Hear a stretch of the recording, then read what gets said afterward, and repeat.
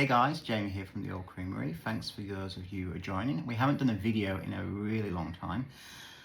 I kind of thought that while I've been at home recovering from some planned surgery, I'm all good, don't worry, that I've been spending a bit more time in the business, I guess, in the background, doing the website and doing some stuff for a workshop, and I just thought we're not really on here much. So I'm going to endeavour to be here and just show you what we're doing on the farm day to day, and things like that. So at the moment we're doing our weekly subscription, so we send a couple of jars out every week to some lovely people in our community. This one is going to a lady at the local care home, and we deliver it to them every week.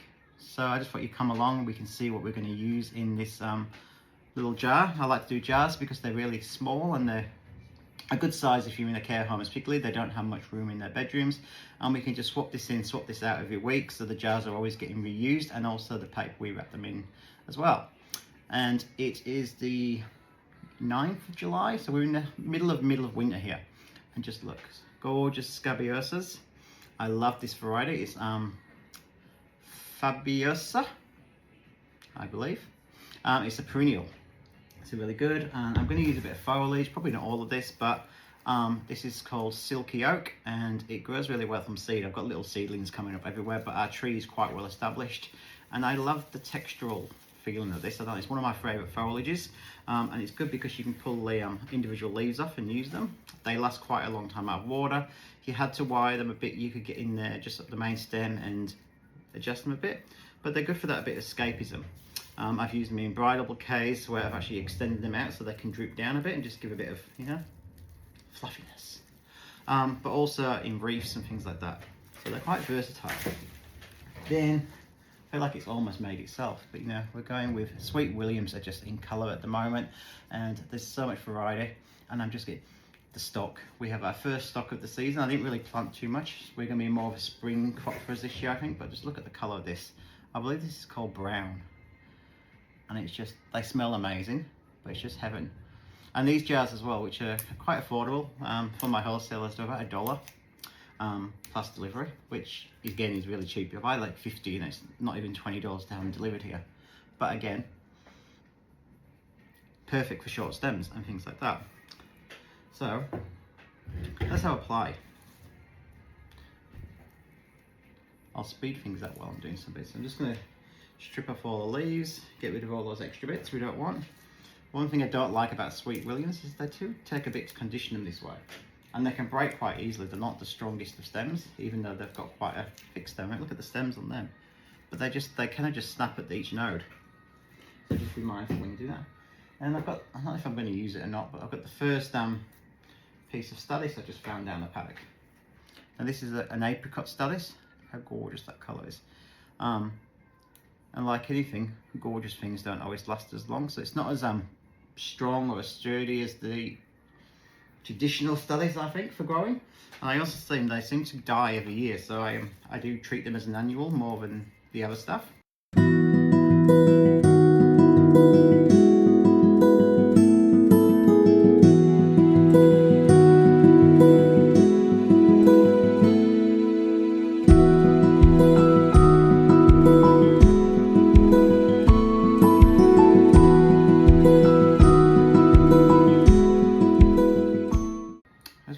Saying something to fill the time in here, but I'm not sure what I want to say, and I just don't want to be garbling at you, because I'm very good at garbling. If garbling is even a word.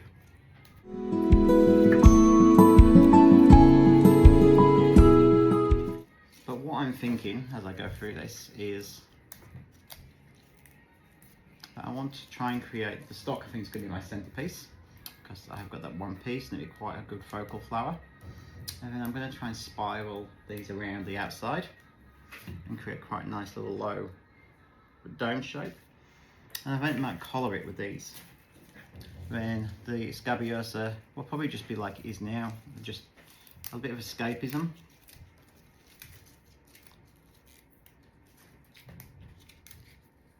Don't know, we'll see how it turns out. I'm not very good for planning. That's the hardest bit in this job for me, I guess, is that when I have to plan things, it doesn't really work that way. Things happen the way they happen as they go along. Like the flowers take me on the journey. And like most creators, I'm never happy with what I've done at the end of it anyway, but everyone else seems to like it. And that's probably the biggest lesson I'm starting to learn in this business is that, you know, let the customers tell you if they're happy or not, because otherwise you go crazy. And I like to work in usually 3s and 5s, so we'll see. It might be a bit more when I'm trying to frill it, but 1, 2, 3, 4, 5, 6. Start with about 7 there and see where we end up. It's a bit small. Now, for those who watched another video of ours not long ago, we did some table arrangements for a function. I actually used these as well, and what we did was quite simply was just bundle some up, so you've got a bit of filler almost, like this, and we could just put a bit of floral wire, which I haven't got any, I've just tied it up in here. You could just wrap a bit of floral wire around the bottom, and look at that, you've got that nice fluffiness. Alright, enough talking, Jamie. So, got my vase. If I'm going to sit in there, that could be a bit higher. I think I want to sit about this height. I think about there. So I'm just going to take a little bit off the bottom and get rid of some more of this greenery. Look at that, gorgeous. And I'm just going to start with these longer pieces. So it's always good if you can work out your sizes as well. Like I try and keep my taller pieces together, my shorters, because obviously as we go work our way out, the shorter pieces can come in near the side of the jars where we need this up here with these guys. And so I'll just quickly do that. A medium, you can be a tall. I'm not think I'll use that Stardust, but anyway. I've got a medium and a short and a short. So you can see I've got pieces from about yay big through to quite longer. And that's because down the paddock we do have it growing up through some kind of mesh, but I typically find it grows all sideways and upwards and ins and outs, and you can be quite rough with squeal, and I just usually yank it out of the ground. I don't actually probably cut it. So I'm going to start. I'm going to try this the right way around. So I'm going to come in the spiral about this height. I want it to sit just underneath. Going to bring my next one in just behind. It takes you a while to get your first kind of movements going. This one's going to go just around in here. This guy's going to come through here. And see, I've got this nice little shape kind of forming. And it's quite tight at the centre. And I've got a gap here. So that's where my next one's going to come in. Feed him in from this side, through at the back, and under there. You've got a nice little... I mean, this is the hardest bit, is you just get a first round motion going, for me anyway. And then you think, come back. So I'm going to come back and go, I don't actually like that one, because I've got 2 colours the same. So I'm going to leave him out for the moment, but we might bring a bit of white in there. So I'll bring white in through here. And I'm going to go that one again. I didn't do very well at picking these, so I'm going to bring my white one back at the front this time, so you can go that way.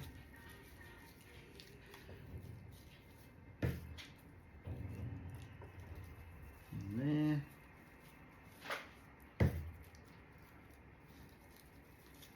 And there, and I'm thinking I've just got this. As you can see, I've started to go a bit heavy on one side, so I'm just going to pull a couple of them back out. So you can always redo things, so you can bring it back down in size again. Make sure things are sitting, to keep that circle, I guess I'm trying to create, spiral. And we can adjust, I can just keep pushing this little stop back up a bit, because I want it to sit out. I don't know, I think it's quite cute. I want it to be the star of the show. Put them in there.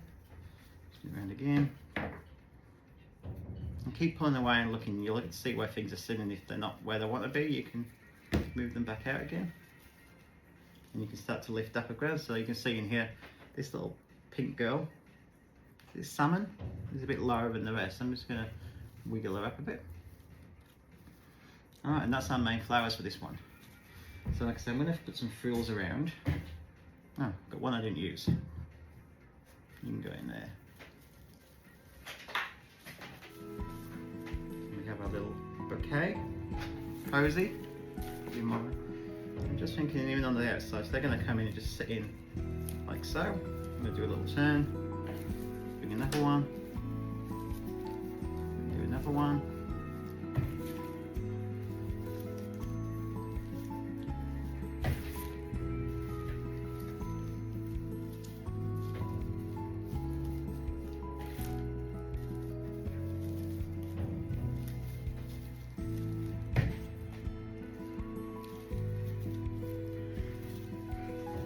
Something.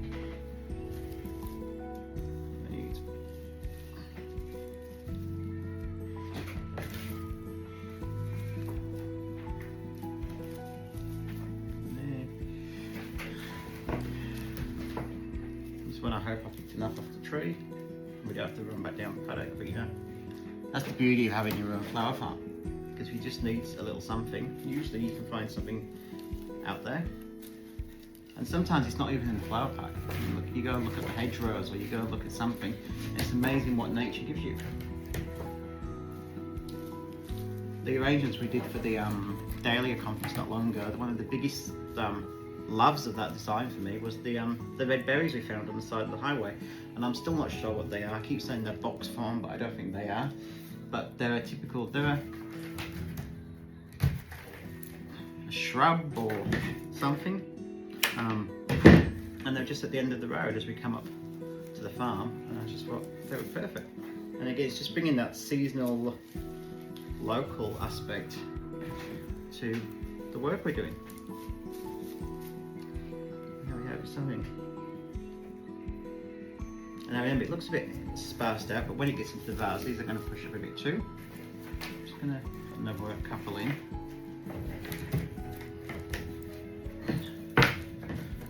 Because I'm left-handed and I'm trying to use my right hand to do stuff, so I'm a bit cock-sided at the moment. Cock-handed is probably the right word. Bring it around there. Hopefully, I wanted a longer leaf, but anyway, nature doesn't want to give it to me today. Again, I'm just going to push that in there. And I'm just going to finish this off with a little tie. I've just got, this is a biodegradable wire covered in paper, so it's not going to damage my stems too much. I'm going to use these gorgeous scabiosas. I mean, just look at that. I'm just going to thread them through a bit like a pencil. I can just, wherever they fit, because the Sweet Williams can be quite dense. There you go. Just think something about there, a bit whimsical. I've got another one, and this one's doesn't have to come on the side because it's nature's growing that way, so you can just come through. I think like a triangle because it's a bit pleasing to the eye, shapes and symmetry.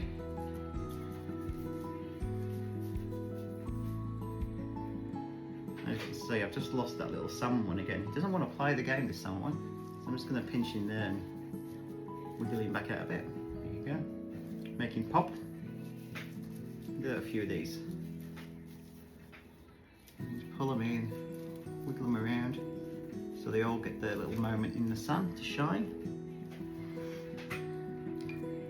Now this guy, again, let's put him on the outskirts so you can just come in through here. Let's see, I reckon 1, 2, he's going to go that way where he sits normally, like that, and I reckon through here. So I've just got a little wiggle moment, feeding through.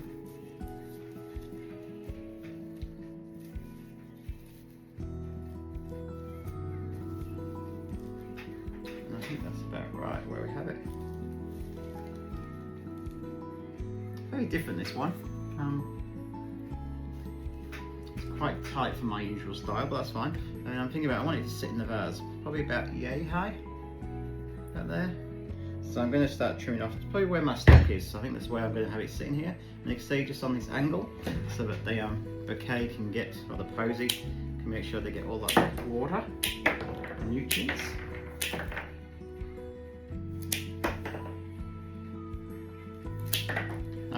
when cutting, you can always just leave a little bit extra on to begin with, because it's easier to cut twice than it is to try and add stems back on.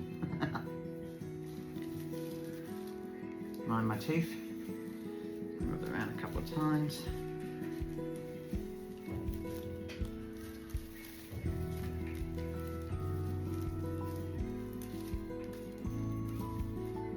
And then you shouldn't use secateurs. I use a pair of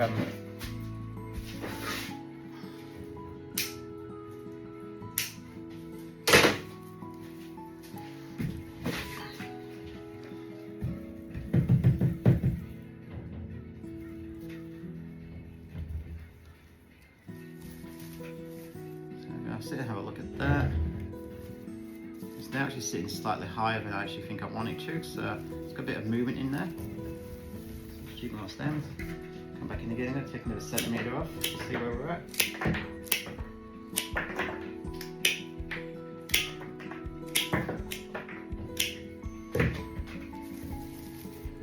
we go. So that's sitting a lot nicer in the vase now.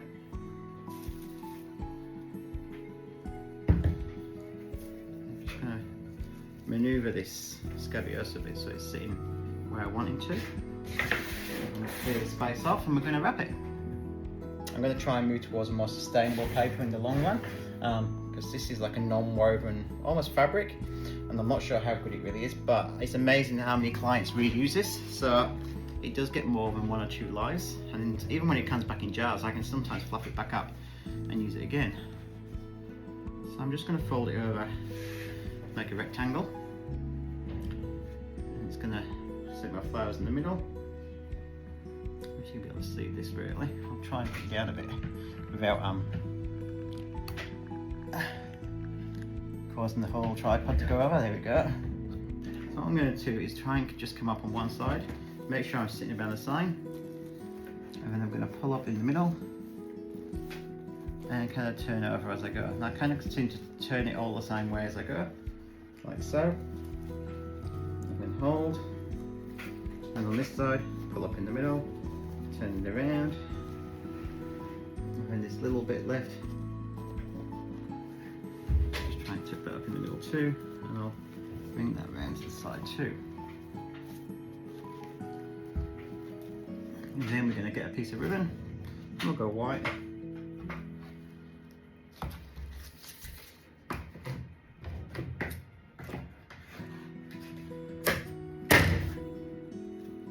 Now you could use a rubber band while you're doing this, especially while you're doing it the first few times, so you learn how to keep it all bunched up nicely.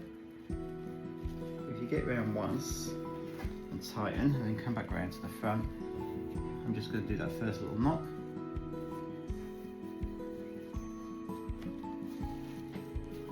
Kind of secure it in place for me. I'm going to tie that off again. I think that's about it, because at the end of the day, we're keeping these affordable. People can buy them, they can put them on their little windowsills at home. Like, I typically charge about $28 for this. And it just keeps flowers affordable for everyone. I mean, realistically, we've taken a bit longer today because we've been talking. You know, I'm up to 20 minutes. I've used 12 stems, maybe 15 stems, plus the greenery, and my vase was $1. And the paper, you know, well, that's pretty much non-negotiable. So, and you just got something like that. I mean, how gorgeous! And now the stock is just, I can smell the stock from here. So there you have it. There's our little subscription bunch ready to go out the door.